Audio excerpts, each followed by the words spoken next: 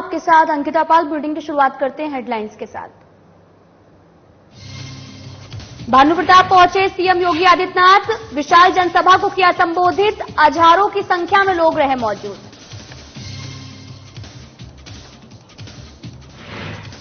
रायपुर में सुशील आनंद शुक्ला ने की प्रेस कॉन्फ्रेंस, बीजेपी सरकार पर साधा निशाना, कहा ईडी को मुद्दा बना रही बीजेपी।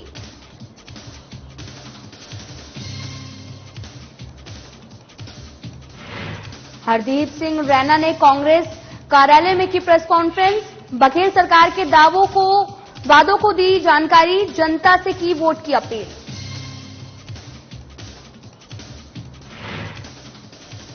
चितरंगी में जोरों पर चुनाव प्रचार, कांग्रेस प्रत्याशी मानिक सिंह ने किया जनसंपर्क, बीजेपी पर लगाए कई गंभीर आरोप।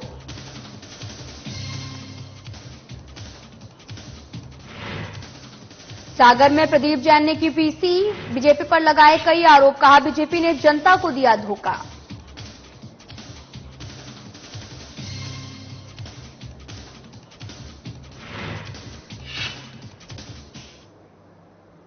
उत्तर प्रदेश के सीएम योगी आदित्यनाथ भानुप्रतापपुर पहुंचे, जहां उन्होंने एक विशाल जनसभा को संबोधित किया और सभा से हजारों की संख्या में लोग भी मौजूद रहे। आपको बता दें कि बीजेपी के अधिकृत प्रत्याशी गौतम ने भी उनके पक्ष में मतदान करने की अपील करते हुए कहा कि बीजेपी हमेशा विकास चाहती है।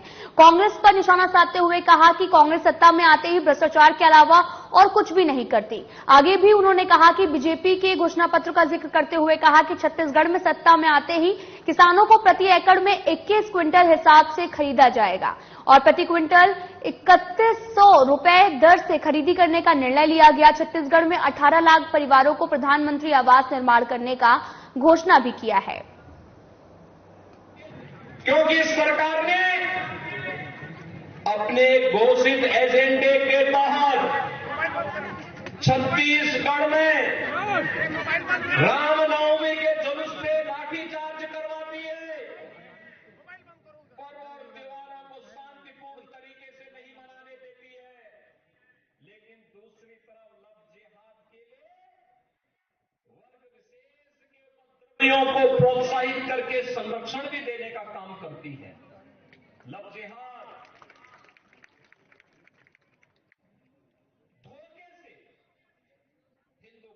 के साथ छल और कपट करके बहकाने का प्रयास है। उत्तर प्रदेश में हमने कानून बनाया, अगर कोई दुस्साहस करता है कानून के शिकंजे में कस करके उसको पूरी तरह तेल निकाल दिया जाता है उसका। खबर पंखाजुर से है, जहां पर लोकसभा के नेता प्रतिपक्ष और पश्चिम बंगाल के वर्तमान कांग्रेस कमेटी के अध्यक्ष अधीर रंजन चौधरी हेलीकॉप्टर से बांदे पहुंचे और जहां पर उन्होंने सभा को संबोधित किया। आम जनता से रूबरू हुए, कांग्रेस प्रत्याशी रूप सिंह पोटई के पक्ष में आम जनता से मतदान करने की अपील की, छत्तीसगढ़ सरकार की उपलब्धि की जानकारी दी, जिसके बाद में पीएम नरेंद्र मोदी पर जमकर बरसे और कहा कि नरेंद्र मोदी और अमित शाह छत्तीसगढ़ में आते हैं और झूठे वादे करते हैं, इन पर भरोसा मत करना। आम जनता से वादा करते हुए कहा कि अगर हमारी सरकार बनती है तो छत्तीसगढ़ में बंगाली समुदाय की बरसों से मांग को पूरा भी किया जाएगा। यहाँ की बंगाल की सारे लोग जानते हैं, ये जो सरकार बाघेल की सरकार, ये मतलब आम लोगों की सरकार है, जनता की सरकार है और ये जनता के लिए लड़ रहे हैं, जनता के लिए मेहनत कर रहे हैं। ये सरकार के बारे में सबको जानकारी है। इसलिए आज की चुनाव में ये जो छत्तीसगढ़ है ना, ये भूपेश बाघेल छाए हुए हैं, भूपेश बाघेल छाए हुए हैं। यहाँ किसी का कोई वेब नहीं चलते, कोई लहर नहीं चलते, सिर्फ एक ही लहर है, वो लहर का नाम भूपेश बाघेल लहर। 15 साल भाजपा की सरकार रही, ये भाजपा की यहाँ नहीं आने वाला है।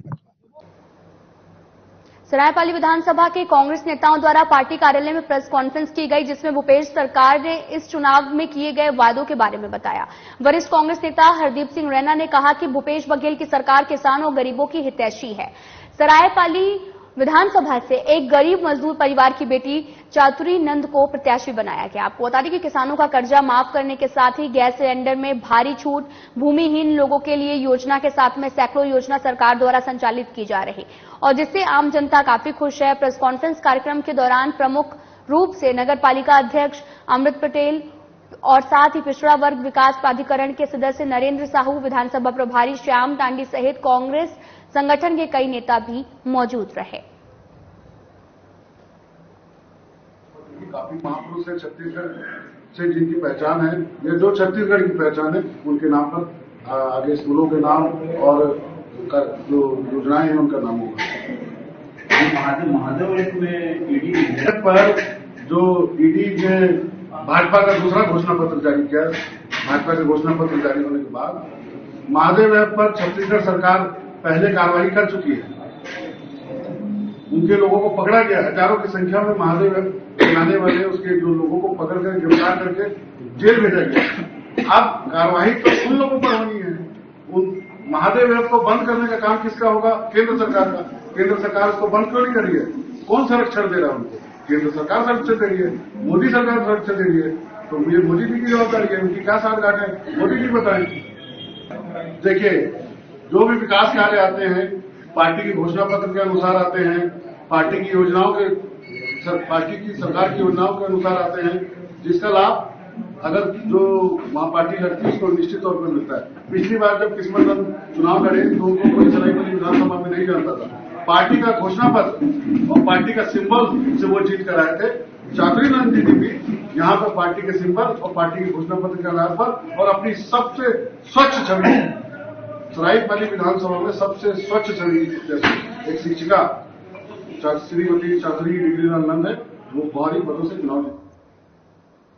तो वहीं ईडी द्वारा प्रेस रिलीज जारी किए जाने के बाद में प्रदेश की राजनीति एक बार फिर से गर्मा गई है। राजनीतिक गलियारों में एक बार फिर से ईडी की चर्चा तेज हो चुकी है। आपको बता दें कि पहले चरण के मतदान 7 नवंबर को होने वाले हैं और इससे पहले ही अब प्रदेश में एक बार फिर से ईडी को लेकर हलचल तेज हो गई है। देर शाम कांग्रेस संचार प्रमुख सुशील आनंद शुक्ला ने प्रेस कॉन्फ्रेंस की, जिसमें उन्होंने बीजेपी को घेरते हुए कहा कि बीजेपी के दिग्गज नेताओं के साथ महादेव सत्ता ऐप के संचालकों की संलिप्तता है और कहा कि ये एक प्रयास है और आने वाले विधानसभा चुनाव में कांग्रेस को परेशान करने का है, लेकिन बीजेपी का ये प्रयास किसी भी काम नहीं आएगा और साथ ही ईडी को मुद्दा बनाकर काम करना बीजेपी की आदत बन गई है।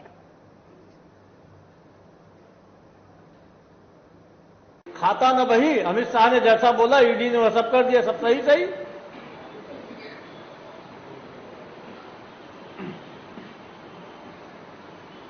महादेव ऐप पे कार्रवाई करने का पूरा अधिकार केंद्र सरकार के पास है। केंद्र सरकार ने चीन के 150 से अधिक ऐप को 1 सेकंड के अंदर में बंद कर दिया था।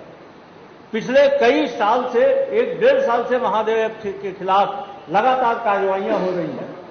केंद्र सरकार को लिखा गया, बोला गया, मुख्यमंत्री ने प्रेस कॉन्फ्रेंस करके बोला कि महादेव ऐप के खिलाफ कार्रवाई होनी चाहिए। केंद्र सरकार महादेव ऐप के खिलाफ क्यों कार्रवाई नहीं कर रही है? केंद्र सरकार की किसके संरक्षण में महादेव ऐप चल रहा है, या छत्तीसगढ़ की जनता जानना चाहती है। और जो पैसा भिलाई में जब्त हुआ है, यह भी केंद्र सरकार के इशारे पे भारतीय जनता पार्टी के नेताओं तक पहुंचाने के उद्देश्य से पहुंचा पैसा आया था। यह हमारा सीधे सीधे आरोप है। केंद्र सरकार सक्षम है। प्रधानमंत्री बड़ी बड़ी बात करते हैं, छत्तीसगढ़ में आके दुबई में बैठे हुए सरगना की बात करते हैं। आप भारत के प्रधानमंत्री हैं, आप में इतना साहस नहीं है कि एक सटोरिया किंग को आप दुबई से उठा के भारत ले आ पाए। भारत दुबई के साथ हमारी प्रत्यावर्तन संधि है। जब चाहे तब केंद्र सरकार कॉलर पकड़ के उसे ला सकती है, लेकिन लाया क्यों नहीं जा रहा है? किसने नहीं लाया जा रहा है? क्योंकि आपकी उसके साथ मिली भगत है। कोरबा में बीजेपी के घोषणा पत्र की प्रशंसा करने बेलतरा विधायक रजनीश सिंह पहुंचे थे। आपको बता दें कि विधान के समर्थन मूल, तेंदुपत्ता और साथ ही पट्टा जैसे अन्य मुद्दों की बात करते कह रहे थे कि लेकिन जब पत्रकारों ने सवाल पूछा कि पट्टा कैसे बांधेंगे या फिर मुद्दा है कि घोषणा पत्र में शामिल ही नहीं है, वहीं इस तरह के सवाल सुनकर बेलतरा विधायक रजनीश सिंह बुरी तरह से घिर गए और वे किसी भी सवाल का संतोषजनक जवाब नहीं दे पाए। उन्होंने सवालों के जवाब में सिर्फ घोषणाओं की बातें की, इनका क्रियान्वयन कैसे होगा, फंड कहां से आएगा, इस तरह के सवालों का जवाब नहीं दे पाए।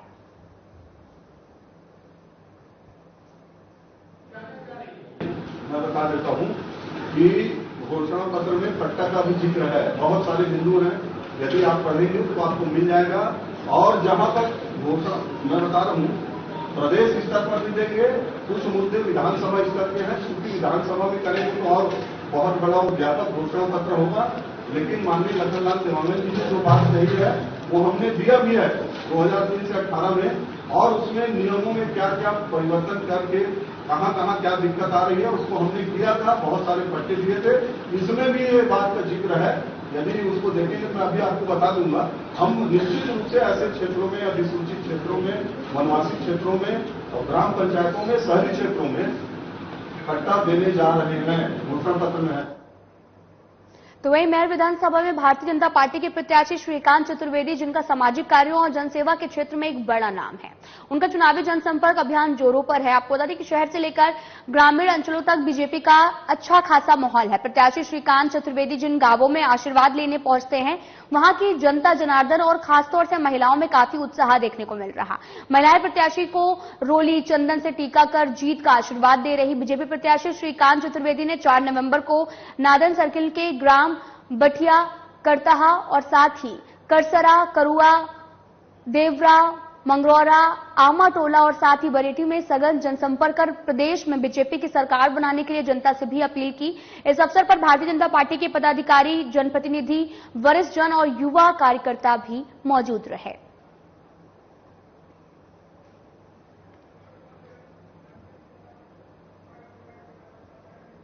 खबर विधानसभा क्षेत्र चितरंगी से है, जहां पर एक तरफ चुनाव प्रचार जोरों पर है और सभी पार्टियां कमर कस के मैदान में डटी हुई हैं। वहीं विधानसभा 69 चितरंगी के कांग्रेस प्रत्याशी मानिक सिंह हफ्ते भर से अस्वस्थ चल रहे थे, जो आज अपने विधानसभा क्षेत्र में जनसंपर्क किया। इस दौरान भारतीय जनता पार्टी के द्वारा जनता के साथ किए गए छलावे पर निशाना भी साधा और कहा कि भ्रष्टाचार, अत्याचार, बेरोजगारी, महंगाई के साथ में क्षेत्र की जनता के उत्थान और विकास के लिए कांग्रेस पार्टी खरा उतरने के लिए प्रतिबद्ध है।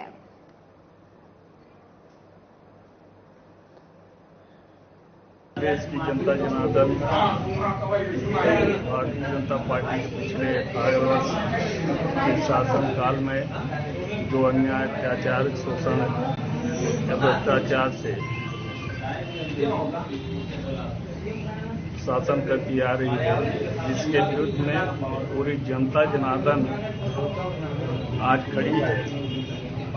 आज जनता परिवर्तन के तौर पर प्रदेश की एक भ्रष्टाचार सरकार को खाक करने का जो संकल्प लिया है, वह कहने की आवश्यकता नहीं। हर व्यक्ति, हर जनता के जीवन में है। आज जहाँ कहीं भी, चाहे किसान हो, मजदूर हो या युवा रोजगार हो, बेरोजगार हो, सबके साथ जिस प्रकार से अन्याय, अत्याचार किया है, हर व्यक्ति को अपने प्रति, अपने अधिकार पर सब जागरूक करने की आवश्यकता है।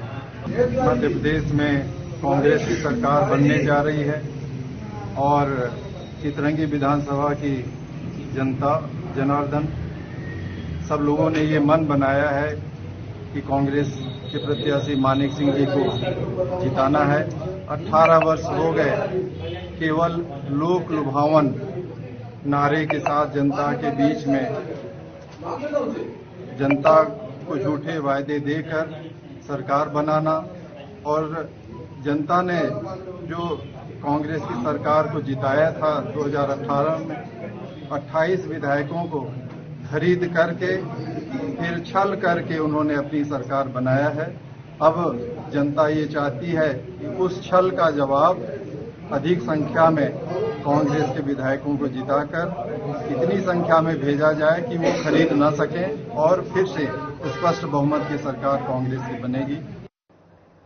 भारत सरकार के पूर्व केंद्रीय मंत्री और कांग्रेस के वरिष्ठ नेता प्रदीप जैन आदित्य ने आज शहर में पत्रकारों से चर्चा की और इस दौरान कहा कि कांग्रेस के नेतृत्व वाली यूपीए की सरकार ने बुंदेलखंड पैकेज के रूप में मध्य प्रदेश के लिए आवंटित 3600 करोड़ रुपए आवंटित किए और इस राशि से पूरे बुंदेलखंड में रोजगार और विकास का नया सृजन होता है और होना है। और लेकिन मध्य प्रदेश की बीजेपी सरकार ने इसमें भ्रष्टाचार कर बुंदेलखंड वालों को धोखा देने का काम किया है।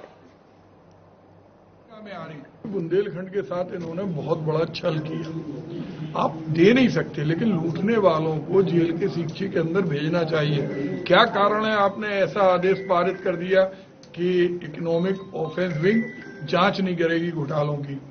पैसा आप दे नहीं सकते, आपने प्राधिकरण बनाया, अध्यक्ष 5 करोड़ का बजट था।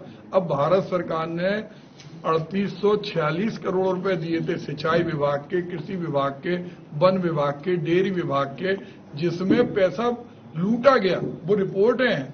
तो इनको बुंदेलखंड में हर व्यक्ति जवाब देना चाहता है। बुंदेलखंड के गांव में ताले लगे हुए हैं और इनका हैप्पीनेस मंत्र, आनंद में रहो, ताला लगाओ, दिल्ली के गटर में बैठे रहो, कोई इनके चेहरे पे सिकिन नहीं आती, सिर्फ ड्रामा करना, ड्रामा करना और ड्रामा करना।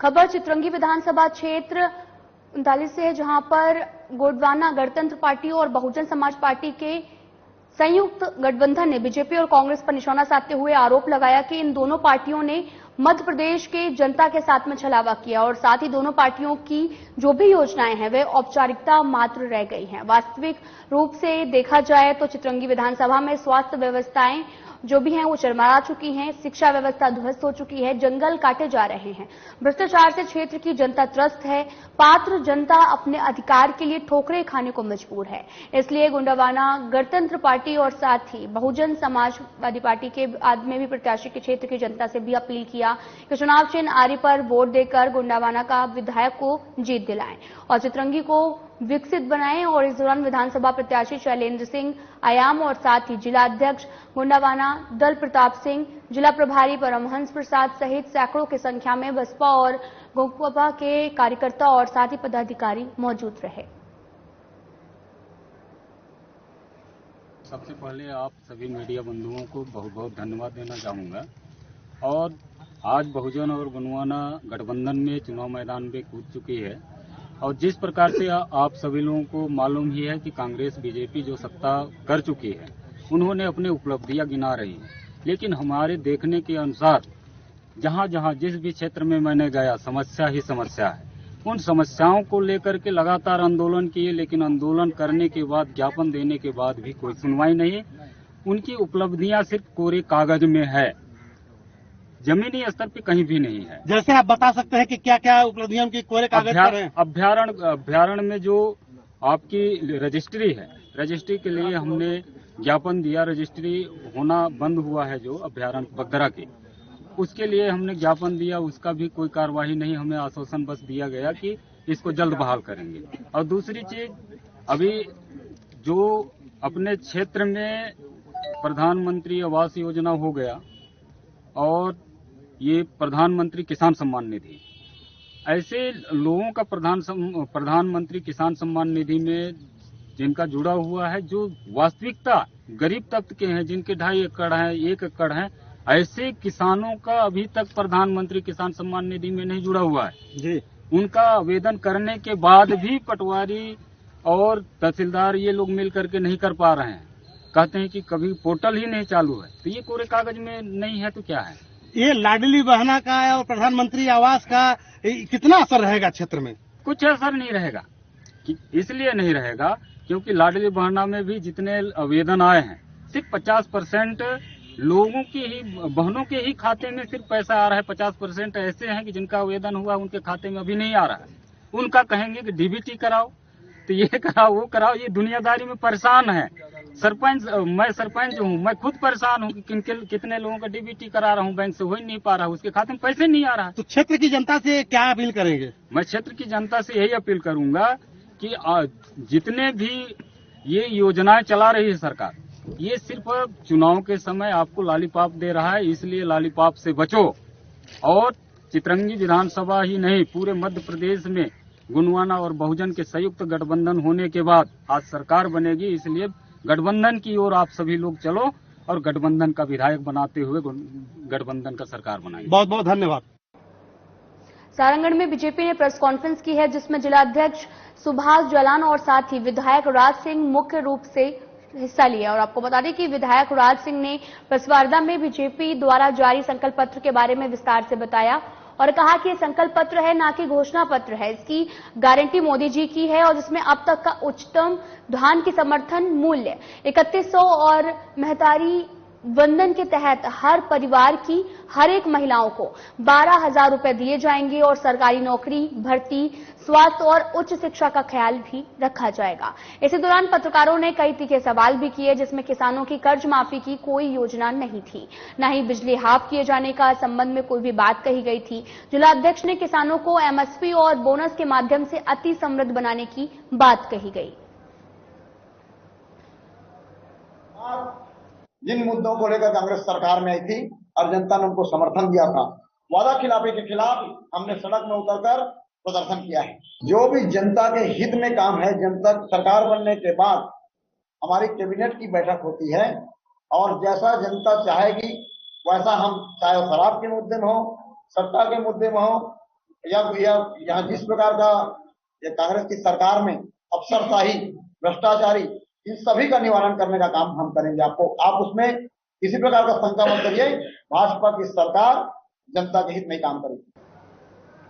नारायणपुर विधानसभा 7 तारीख को होने वाले मतदान के लिए अति संवेदनशील क्षेत्र के 16 मतदान केंद्रों के लिए मतदान दलों को हेलीकॉप्टर से रवाना कर दिया गया। आपको बता दें कि इस अवसर पर सामान्य प्रेक्षक निरंजन कुमार सुधांशु, कलेक्टर और साथ ही जिला निर्वाचन अधिकारी अजीत वसंत, पुलिस अधीक्षक पुष्कर शर्मा भी मौजूद थे।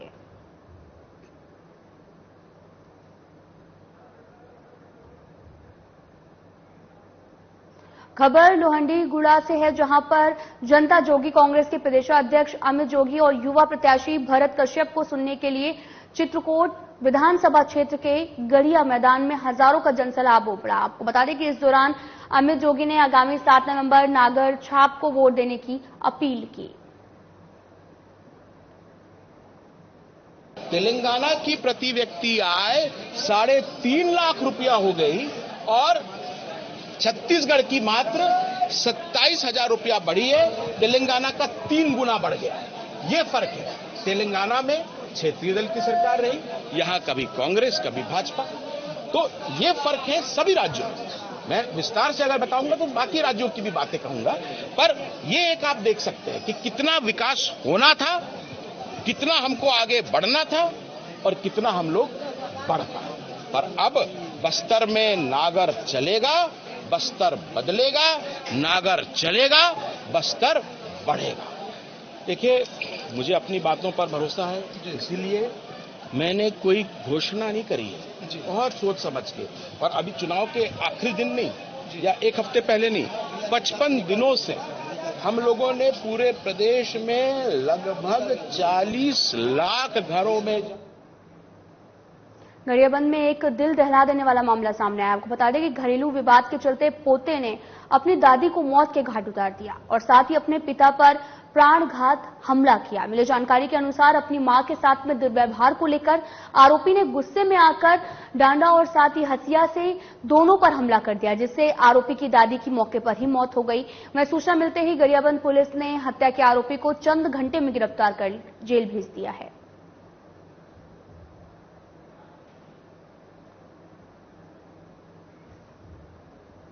राजधानी रायपुर के श्री बालाजी हॉस्पिटल और मेडिकल कॉलेज में एक भव्य कॉन्फ्रेंस का आयोजन किया गया। आपको बता दें कि जिसमें देश विदेशों के कई बड़े सर्जन भी शामिल हुए।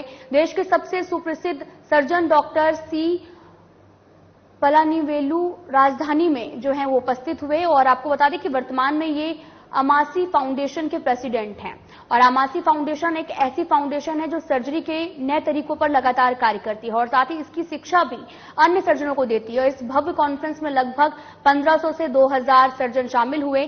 सर्जरी की एक नई तकनीक के विषय में जानकारी प्राप्त करने के लिए ये 18वीं बैठक थी। आपको बता दें कि जिसका आयोजन Shri Balaji group of hospital के चेयरमैन डॉक्टर देवेंद्र नायक द्वारा कराया गया।